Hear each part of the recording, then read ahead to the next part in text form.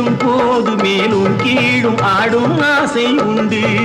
அந்த நேரம் நேரிலே சொர்க்கம் தோன்றுமோ, அந்த நேரம் நேரிலே சொர்க்கம் தோன்றுமோ. காணாததும் கேளாததும் காதலில் விளங்கிடுமோ.